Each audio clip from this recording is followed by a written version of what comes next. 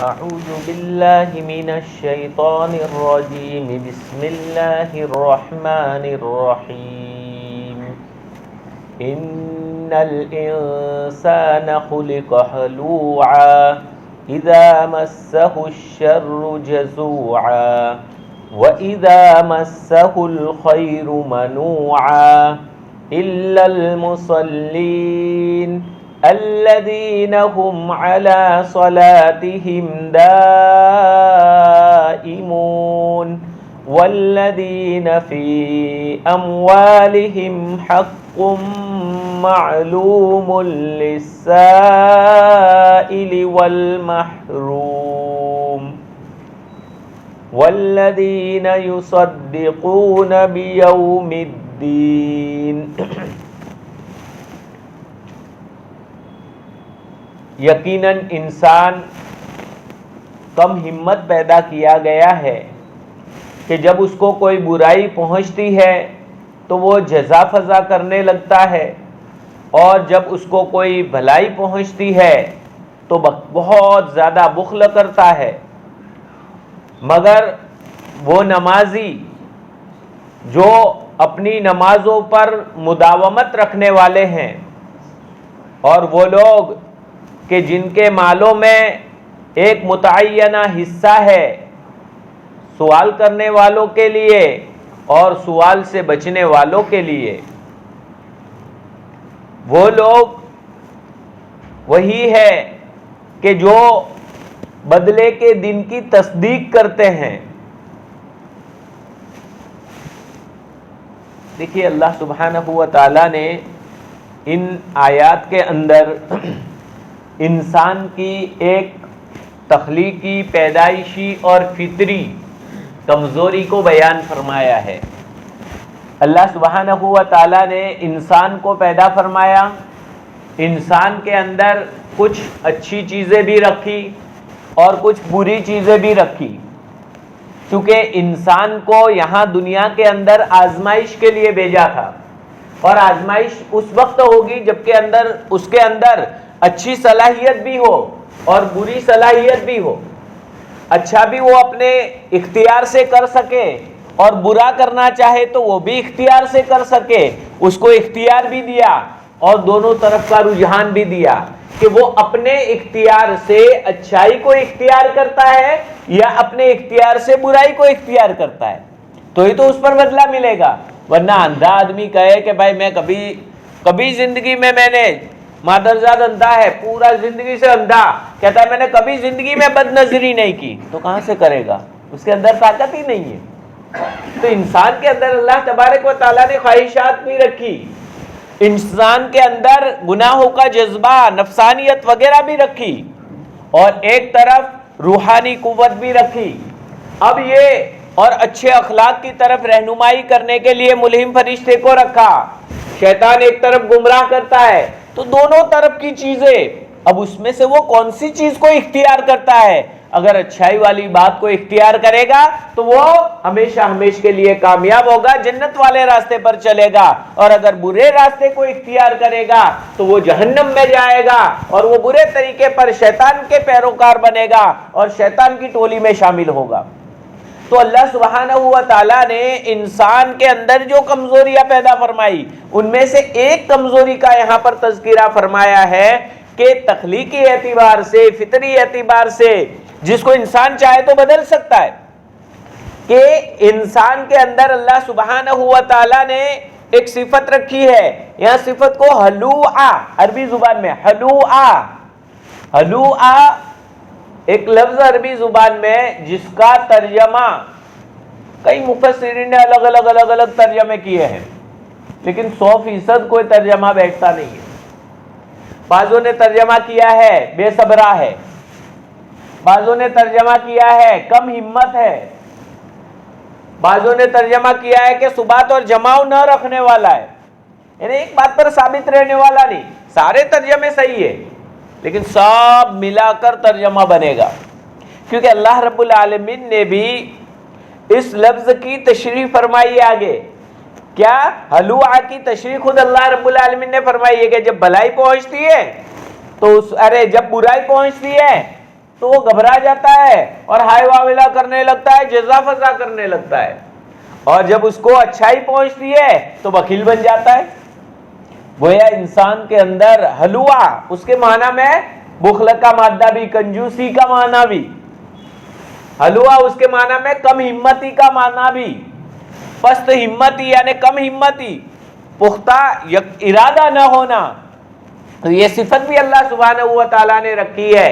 لیکن کافر اس صفت کو اختیار کرتا ہے اور گمراہ ہوتا ہے، اور مومن ایمان قبول کر کے اور ایمانی روشنی میں چل کر اس صفت کے خلاف عمل کر کے اپنے اندر نیکی اور تقوی والا راستہ اختیار کرتا ہے۔ اس لیے آگے فرمایا کہ مومنین جو ہے، دیندار لوگ ہیں، نمازی جو لوگ ہیں، ان کی یہ صفت ان کے اندر یہ نہیں ہے، کیونکہ وہ اس صفت پر چلتے نہیں ہے۔ اللہ تعالیٰ نے تخلیقی اعتبار سے انسان کے اندر دونوں طرح کا پہلو رکھا، اچھائی اور برائی، لیکن مومنین اور نمازی لوگ جو ہے وہ اچھائی والے پہلو کو اختیار کرتے ہیں۔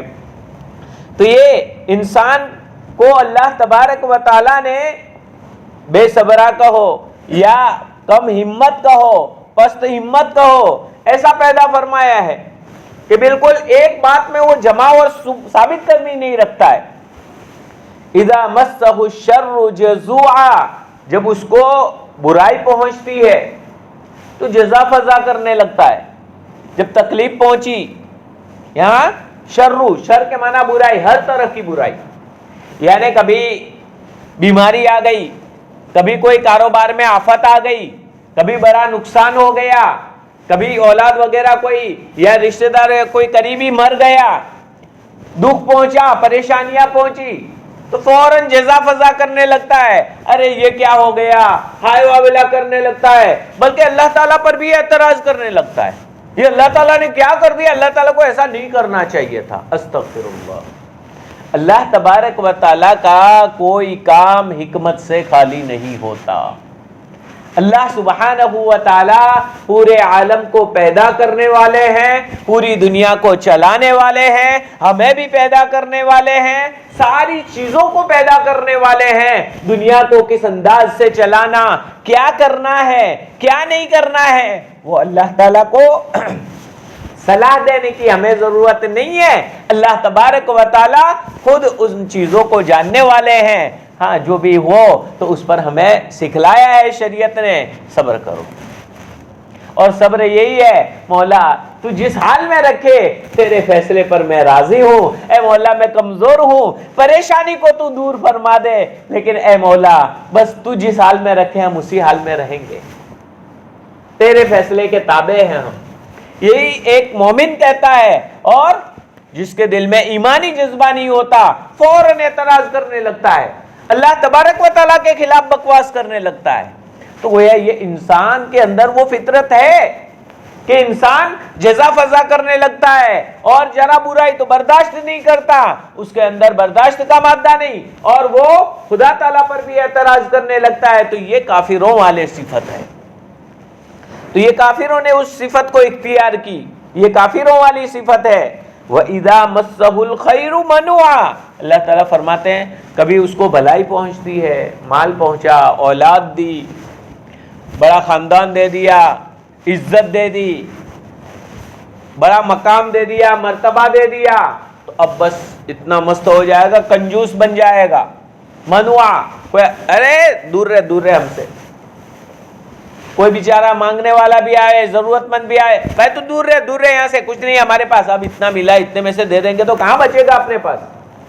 اتنا لالچی بن جاتا ہے، اتنا لالچی کہ ضرورت کے موقع پر بھی وہ مال خرچ نہیں کرتا، حتیٰ کہ اللہ تبارک و تعالیٰ نے جو فرض، زکوٰۃ وغیرہ فرائض عائد کیے ہیں مال کے اندر، ان کو بھی ادا کرنے میں اتنا سارا چلا جائے گا، یہ ہو جائے گا، یہ ہو جائے گا، وہی اس کی سوچ بن جاتی ہے۔ تو یہ اللہ تبارک و تعالیٰ نے حلوہ کی تشریح فرمائی کہ جب بلائی پہنچتی ہے تو اس صورت میں یہ بخیل بن جاتا ہے، کنجوس بن جاتا ہے اور کنجوسی کرنے لگتا ہے، اور جب برائی پہنچتی ہے تو اس صورت میں جزا فضا کرنے لگتا ہے۔ تو یہ حلوہ یعنی کم ہمت ایسا بے صبرہ اور کم ہمت ہے، بخیل ہے کہ انسان کے اندر ایک ثابت قدمی اور جماؤ یہ نہیں ہے، لیکن اس طرح کی زندگی گزارنا یہ مومنین کے لیے نہیں ہے، اس لیے کہ یہ صفت اللہ تبارک و تعالیٰ نے جو رکھی ہے انسان کے اندر، اگر انسان اپنے اختیار سے چاہے تو اچھی صفت کو اختیار کر کے، صبر کو اختیار کر کے، اللہ تبارک و تعالیٰ کی بتلائی ہوئی اچھی صفات پر، اچھے راستے پر چل کر، اچھے صفات کو اختیار کر کے وہ تبدیل کر سکتا ہے اپنے مزاج کو، اور اپنے اندر سے یہ بری صفت کو نکال سکتا ہے۔ لہذا اللہ سبحانہ و تعالی آگے فرماتے ہیں الا المصلین، مگر وہ نمازی لوگ، یہ ایسے نہیں ہیں۔ مفسرین کرام نے لکھا ہے کہ یہاں مصلین سے مراد مومنین ہے، یعنی سچے ایمان والے ہیں، وہ اپنے اندر ایسی صفت نہیں رکھتے۔ وہ مصیبت اور تکلیف آنے پر فوراً کہتے ہیں انا للہ و انا الیہ راجعون، ہم بھی اللہ تعالیٰ کے ہیں، ہم بھی اللہ تعالیٰ کے ہیں، انا للہ و انا الیہ راجعون، اور ہم بھی اسی کے پاس لوٹنے والے ہیں۔ آج یہ پریشانی آئی، مال و دولت چلا گیا، لڑکا چلا گیا، یہ فلانا چلا گیا، یہ مصیبت آئی ہے، تو ہم بھی اللہ تعالیٰ کے ہیں، ایک دن ہمیں بھی اسی کے پاس جانا ہے، یہ جلدی چلتے ہیں۔ یہ اللہ تعالیٰ نے اس کو جلدی لے لیا، فوراً یہ کلمہ کہہ کے وہ صبر کر لیتے ہیں، انا للہ و انا الیہ راجعون کہہ کے، اور جزا فضا سے بچ جاتے ہیں، فوراً صبر کرتے ہیں۔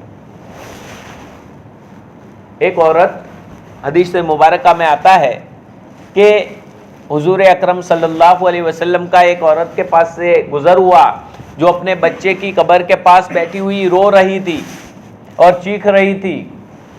حضور اکرم صلی اللہ علیہ وسلم نے فرمایا کہ اس طرح چیختے چلانا اچھی چیز نہیں ہے، بند کرو، یہ کیا کر رہے ہو تم؟ تو اس عورت نے آپ صلی اللہ علیہ وسلم کو پہچانا نہیں، اس لیے کہا تم کو ایسی مصیبت پڑی ہوتی تو پتہ چلتا، یہ مصیبت مجھے پہنچی ہے، تمہیں ایسی مصیبت پہنچی ہوتی تو پتہ چلتا، کوئی معمولی مصیبت تھوڑی ہے۔ چلے گئے آپ صلی اللہ علیہ وسلم، کیونکہ پھر بحث کر کے کوئی مطلب نہیں ہوتا، کہ وہ پریشان ہوتا ہے اس کا دماغ وہیں ہوتا ہے، اور جو آدمی ٹینشن میں اس طرح ہوتا ہے تو پھر اس کا دماغ بھی اچھی طرح نہیں کام کرتا ہے۔ اور یہ بیچارے بچے کے غم میں پھر کسی نے بتایا کہ یہ کون تھا پتہ ہے تجھے؟ حضور اکرم صلی اللہ علیہ وسلم تھے۔ توڑی فوراً جب نبی کا نام سنا تو صحابیہ مومنہ ہوتی نا، دوڑی فوراً دوڑی تو حضور اکرم صلی اللہ علیہ وسلم کے دروازے پر کوئی دربان نہیں تھا، اجازت طلب کی، اندر پہنچی، کہا کہ اللہ کے نبی صلی اللہ علیہ وسلم مجھے معاف فرما دیجئے، میں نے آپ کو نہیں پہچانا۔ اللہ کے نبی صلی اللہ علیہ وسلم نے فرمایا الصبر عند الصدمۃ الاولی، اب صبر کرنے سے کوئی فائدہ نہیں، صبر اس وقت ہوتا ہے جب کہ تم کو پہلی مصیبت پہنچے، یعنی جب مصیبت پہنچی فوراً صبر، بعد میں تو سب کو صبر ہو جاتا ہے۔ لڑکے کا انتقال ہو گیا، سال ہو گیا، 1.5 سال ہو گیا، پھر تو سب صبر کر کے بیٹھ ہی جائیں گے نا، بیٹھنا ہی پڑے گا، کہاں ہوگا۔ لیکن جس وقت انتقال ہوا اس وقت اپنے اوپر کنٹرول کرنا، یہ اصل صبر ہے۔ جس وقت مصیبت پہنچی اس وقت اپنی زبان کو بھی کنٹرول میں رکھنا، اپنے بدن کو بھی کنٹرول میں رکھنا، اپنے دل کو بھی اللہ تبارک و تعالیٰ کی طرف متوجہ رکھنا، یہ صبر ہے۔ ایک اللہ والوں کا قصہ نقل کیا جاتا ہے کہ ایک اللہ والے تھے، بڑے مالدار تھے، جہاز میں ان کی تجارت وغیرہ ہوا کرتی تھی، تو کسی نے ان کو اطلاع دی کہ تمہارا جہاز سمندر کے راستے سے آ رہا تھا، اندر مال بھرا ہوا تھا، جہاز مال کے سمیت اندر ڈوب گیا۔ تو بزرگ نے اپنے سینے پر ہاتھ رکھا، سینے پر ہاتھ رکھنے کے بعد پھر کہا الحمدللہ۔ پھر تھوڑی دیر کے بعد اطلاع آئی کہ نہیں، ڈوبنے کے قریب تھا لیکن آپ کا جہاز بچ گیا۔ تو یہ خادم نے پھر اطلاع پہنچائی کہ حضرت اپنا جہاز ڈوبنے کے قریب تھا لیکن بچ گیا، دوسرا قریب والا ڈوب گیا لیکن یہ بچ گیا۔ پھر سینے پر ہاتھ رکھا اور پھر دیکھا اور نیچے، اور پھر کہا الحمدللہ۔ خادم نے کہا حضرت آپ نے دو مرتبہ الحمدللہ، دوسری مرتبہ تو سمجھ میں آ گیا کہ مال بچ گیا، جہاز بچ گیا، تو خوشی ہوگی، تو خوشی کے وقت کہتے ہیں نا الحمدللہ۔ الحمدللہ ایسا کلمہ ہے کہ جب بھی کوئی خوشی کا موقع ہو تو فوراً الحمدللہ کہیں گے اللہ تعالیٰ کا شکریہ ادا کرتے ہوئے. تو کہا کہ آپ نے اس وقت الحمدللہ کہا وہ تو سمجھ میں آیا، لیکن جب مال جہاز ڈوب گیا اس وقت کون سی خوشی ہوئی؟ اس وقت تو غم ہونا چاہیے، اس وقت تو انا للہ بننا چاہیے، اس وقت آپ نے الحمدللہ کہا. کہا کہ نہ تو میں نے جہاز کے ڈوبنے پر الحمدللہ کہا ہے اور نہ میرے مال کے بچ جانے پر یعنی جہاز کے صحیح سالم ہونے کی خبر پر میں نے الحمدللہ کہا ہے، بلکہ جب مجھے اطلاع ملی کہ تمہارا جہاز ڈوب گیا میں نے اپنے دل کو ٹٹولا کہ میرے دل کی کیا حالت ہے، وہ اللہ تعالیٰ کی طرف مائل ہے یا مال کی وجہ سے غمگین ہو گیا ہے. تو میں نے دیکھا کہ نہیں، میرا دل اللہ تعالیٰ میں ہی مشغول ہے، میرے دل پر اس کا کوئی اثر نہیں ہوا. میں نے کہا الحمدللہ میرا دل اللہ تعالیٰ سے وابستہ ہے. پھر جب اطلاع ملی کہ تمہارا جہاز بچ گیا تو اس وقت بھی میں نے سینے پر ہاتھ کے مال کے ملنے کی وجہ سے خوشی تو نہیں چڑھ گئی میرے دل کے اندر، اور میرا دل اللہ تعالیٰ سے ہٹ کر اس مال کی طرف تو متوجہ نہیں ہو گیا. پھر میں نے ہاتھ رکھا تو کہا نہیں، میرا دل اللہ تعالیٰ کی طرف متوجہ تھا، اس سے مجھے کوئی خوشی غم نہیں ہوا. میں نے کہا الحمدللہ، یعنی دونوں مرتبہ الحمدللہ جو میں نے کہا وہ اسی لیے میں نے کہا کہ میرا دل اللہ تبارک و تعالیٰ کی طرف، یعنی مومنین کے دل اس طرح ہوتے ہیں کہ جو بالکل اس لائن سے ان کو کچھ بھی پڑی نہیں ہوتی. کم از کم ہم اتنا نہیں تو کم از کم مصیبت وغیرہ پڑے تو فوراً ہمارا ذہن اللہ تبارک و تعالیٰ نے پہنچائی ہے، وہی دور کرنے والا ہے، انشاءاللہ وہی دور کر دے گا. بس اس کی طرف ہمارا دل جانا چاہیے. ہماری زبان اپنے اعضاء بدن وغیرہ پر تو کنٹرول کر لیں. تو یہ اللہ تبارک و تعالیٰ نے مومنین کے الا المصلین، مگر وہ نمازی، یعنی مومنین، اور مومنین کے لیے یہاں مومنین کو تعبیر کیا گیا مصلین کے ذریعے سے، نمازی کے ذریعے سے. اس سے مفسرین کرام نے نقطہ بیان فرمایا ہے کہ مومنین کی شان یہ ہے کہ اس سے نماز فوت نہیں ہو سکتی، اور جو نماز نہ پڑھے تو وہ اپنے آپ کو مومن کہلانے کا حقدار نہیں. کیونکہ مومن کی صفت بیان کی اور مومن کو نام لے کے پکارا کہ مسلین، یعنی اس سے مراد مومنین ہے، نماز پڑھنے والے. یعنی نماز پڑھنے والا ہی مومن ہوتا ہے. نماز کو ترک کرنے والا، نماز کو چھوڑنے والا، نمازوں میں غفلت کرنے والا، یہ مومن کی صفت نہیں ہے. اگر ہم سے یہ چیزیں ہو رہی ہے تو فوراً دیکھو کہ ہمارا ایمان کمزور ہو رہا ہے، ایمانی صفات سے ہم ہٹ رہے ہیں. الا المصلین، مگر وہ نماز پڑھنے والے، الذین هم علی صلاتہم دائمون، جو اپنی نمازوں پر دائمی طور پر لگے رہتے ہیں، مداومت کرتے ہیں، ہمیشگی کرتے ہیں. اس کی دو تفسیریں کی گئی ہے. ایک تفسیر تو یہ کی گئی ہے کہ دائمون یعنی ہمیشہ نماز پڑھنا، مطلب وقتی طور پر نماز پڑھ لینا، کبھی پڑھ لی کبھی چھوڑ دی، وہ مراد نہیں ہے، وہ مومنین کے صفات نہیں ہے، بلکہ ہمیشہ پابندی کے ساتھ نماز پڑھتے رہتے ہیں وہ لوگ، اور مستقلاً پڑھتے رہتے ہیں. ایسا نہیں کبھی پڑھا کبھی چھوڑ دیا کبھی یہ نہیں، بلکہ مداومت اختیار فرماتے ہیں. اور اللہ کے نبی صلی اللہ علیہ وسلم نے فرمایا بہترین عمل وہ ہے کہ جس پر اس کا کرنے والا ہمیشگی کرے، چاہے عمل تھوڑا کیا جائے، نفل عمل، فرائض تو ادا کرنا ہی ہے پورا، لیکن نفل جو نماز ہے، نفل عبادتیں ہیں، نفل عمل ہے، تو نفل عمل چاہے تھوڑا ہو لیکن اس پر ہمیشگی ہونی چاہیے.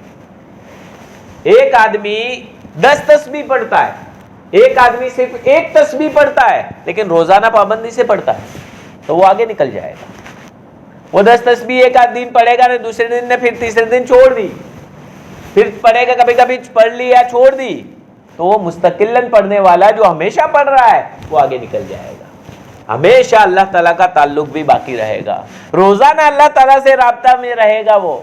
اس لیے ہمیشگی اختیار کرنا، اس پر مداومت اختیار کرنا، یہ اصل چیز ہے. تو یہاں نمازوں پر بھی ہمیشگی اختیار کرتے ہیں، دوسری نوافل پر بھی ہمیشگی اختیار کرتے ہیں. ایک تفسیر تو یہ کی گئی ہے. دوسری تفسیر دائمون، یہ دائمون کی جمع ہے، بہووچن ہے.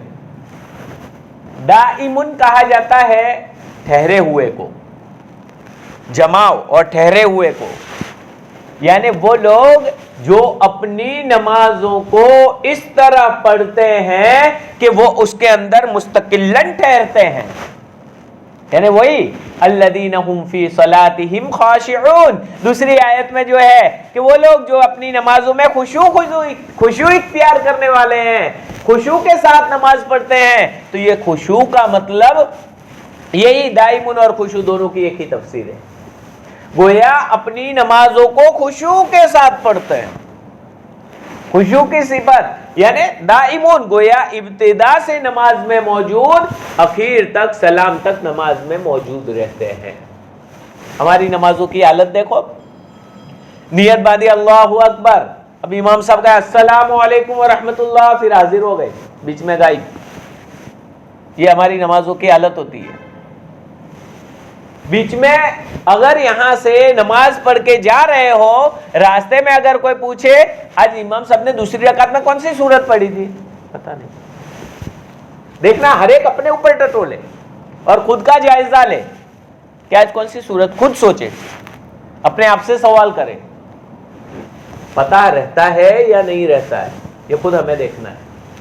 تو ہم گویا غفلت اتنی بڑھ گئی کہ یہاں ہوتے ہوئے بھی اللہ تعالیٰ کے سامنے ہم موجود نہیں.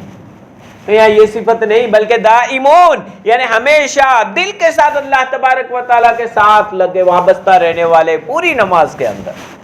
یعنی پوری نماز کو سکون کے ساتھ، ٹھہرے ہوئے پانی کو مائے دائم کہا جاتا ہے، یعنی ٹھہرے ہوئے سکون کے ساتھ، اور ٹھہرے ہوئے اور زیادہ حرکتیں بھی نہیں. اسی طرح سے بازو کی عادت ہوتی ہے نماز کے اندر، کبھی یوں کیا، کبھی یوں چالو کر دیا، کبھی یوں کر دیا، کبھی یوں کر دیا، یا کبھی یہاں کھجال دیا، کبھی ایک حرکت، کبھی کچھ نہ کچھ تو چالو ہی رہتا ہے ان کا. تو یہ مراد نہیں ہے، یہ نہیں ہے. یہاں پر دائمون یعنی سکون کے ساتھ نماز پڑھنا، اعضاء کو اپنی جگہ پر رکھنا، اعضاء کو اپنی جگہ پر رکھتے ہوئے بالکل سکون اور اطمینان کے ساتھ نماز پڑھنا، اور دل بھی ہمارا اللہ تبارک و تعالیٰ کی طرف وابستہ ہو. اب یہ خشوع خضوع دائمون وغیرہ میں ہم بڑوں کی واقعات سنتے ہیں، بڑوں کے، تو کبھی کبھی ہمیں ایک دھوکہ لگ جاتا ہے کہ ہم ایسا تو کہاں سے کر سکتے ہیں، اتنا خشوع خضوع اختیار کرنا یہ تو ہمارے بس میں نہیں ہے. جیسے ایک صحابی کا واقعہ ذکر کیا جاتا ہے کہ اللہ کے نبی صلی اللہ علیہ وسلم نے دو صحابہ کو وہاں پہاڑی پر پہرے کے لیے بٹھایا تھا، تیر اندازوں کو، کہ آپ یہاں پر بیٹھو، کوئی اگر دشمن آئے تو فوراً آپ حملہ کر سکو، روک سکو اور ہمیں اطلاع کر سکے دوسرا ساتھی. اب ان کو رات جاگنا تھا اور چوکیداری کرنا تھا، تو دونوں نے مشورہ کیا کہ دونوں ساتھ میں جاگیں گے. دونوں سو گئے تو ایک جاگے گا، ایک سوئے گا، ایک آرام کرے گا. کہا کہ ٹھیک ہے. اب وہ ایک صحابی جاگ رہے تھے اور انہوں نے کہا کہ ایسے ہی جاگتا رہوں، اس کے مقابلے میں نماز شروع کر دوں. تو نماز شروع کر دی. نماز شروع کر دی، اتنے میں دشمن آیا، دشمن نے تیر مارا، تیر لگا، روایتوں میں آتا ہے خون بہنے لگا وہاں سے، بعض روایتوں میں تو فوارہ خون کا نکلا اور اس طرح خون نکلنے لگا.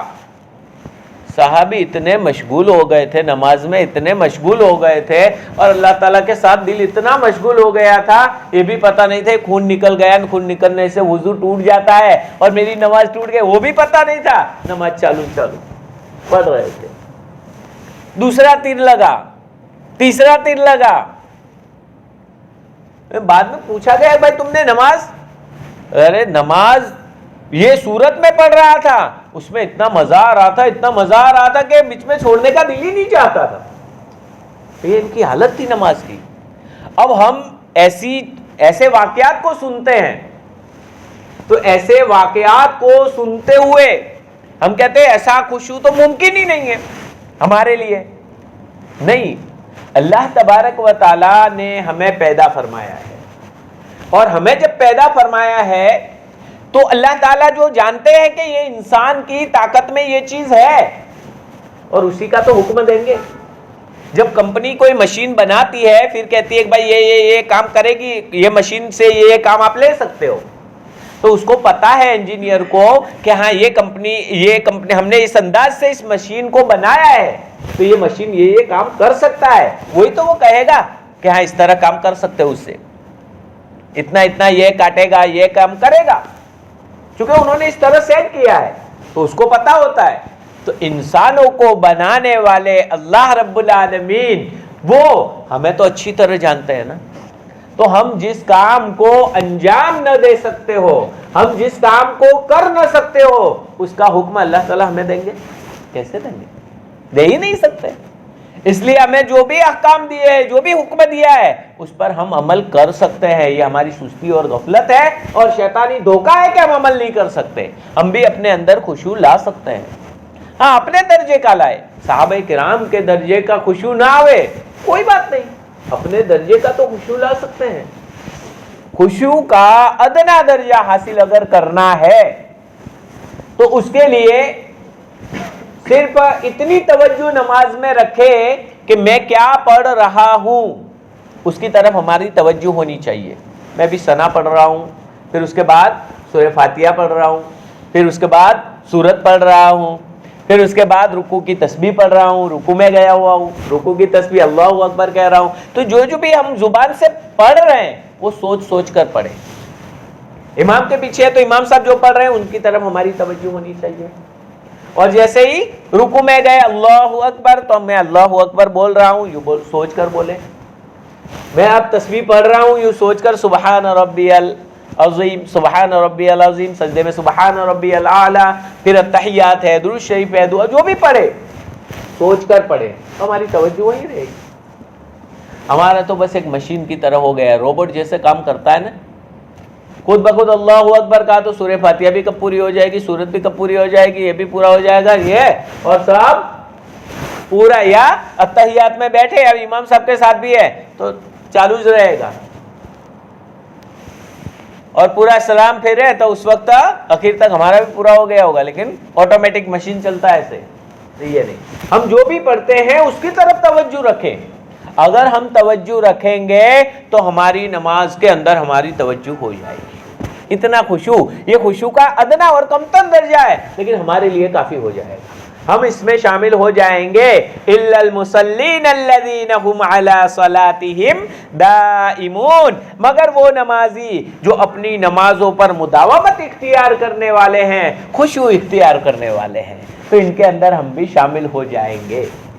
اگر ہم اتنی توجہ رکھیں گے اور اتنی توجہ کے ساتھ نماز کو ادا کریں گے. اور یہ آسان طریقہ ہے. یہ بہت سو کو میں نے بتلایا بھی, آزمایا بھی. انہوں نے کہا ہاں مفتی صاحب اس سے ہماری توجہ نماز میں رہنے لگی. بس یہی سوچے, جو بھی ہمیں نماز میں کھڑے ہو جائے سوچے میں اللہ رب العالمین کے سامنے کھڑا ہوں, اب مجھے تکبیر تحریمہ کہنی ہے اور نماز شروع کرنی ہے. اللہ اکبر, تو اب میں اللہ تعالیٰ کے سامنے کھڑا ہو گیا ہوں, اب مجھے ثنا پڑھنی ہے. اور امام کے پیچھے ہے تو اب مجھے خاموش کھڑے رہنا ہے. امام صاحب اعوذ باللہ بسم اللہ پڑھ کے سورہ فاتحہ بھی پڑھیں گے, سورت بھی پڑھیں گے. جہری نماز ہے تو سنائی دے گا, نہیں ہے تو پھر خاموشی سے کہ امام صاحب ابھی پڑھ رہے ہوں گے قرات. بس وہی توجہ ہماری کافی ہے.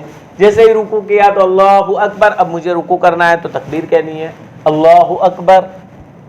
پھر اب مجھے تسبیح پڑھنی ہے سبحان ربی العظیم, سبحان ربی العظیم. اگر اس کے معانی یاد کر لو تو بہت زیادہ توجہ ہو جائے گی.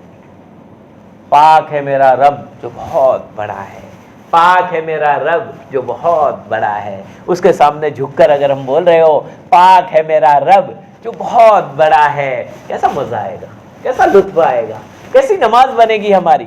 پھر اللہ اکبر, یعنی اللہ ہی سب سے بڑا ہے, اللہ ہی سب سے بڑا ہے, یہ کہہ کے سیدھے سجدے میں جھک گئے. سبحان ربی الاعلی, سبحان ربی الاعلی, پاک ہے میرا رب جو بہت بلند و بالا ہے, پاک ہے میرا رب جو بہت بلند و بالا ہے, پاک ہے میرا رب جو بہت بلند و بالا ہے. اب یہ اللہ تبارک و تعالیٰ کی تعریف کرتا جائے گا اور اس انداز سے سوچ سوچ کے پڑھتا جائے گا.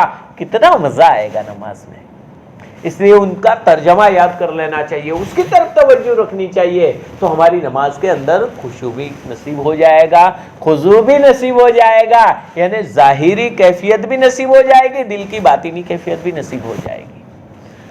خیر وقت ہو رہا ہے, اللہ تبارک و تعالیٰ سے دعا فرمائے, اللہ تبارک و تعالیٰ ہمیں خشوع خضوع والی نماز نصیب فرمائے. اللہ سبحانہ و تعالیٰ ہمیں الذین ہم فی علی صلاتہم دائمون والے زمرے میں شامل فرمائے. ان مصلیین میں اللہ تبارک و تعالی ہمیں اپنے فضل و کرم سے شامل فرمائے, اور اللہ تبارک و تعالی ہمیں اس پر جمنے کی توفیق نصیب فرمائے, اور اللہ رب العالمین ہمیں بری صفات سے اپنے فضل و کرم سے ہمیں اپنے اختیار سے بچنے کی توفیق عنایت فرمائے.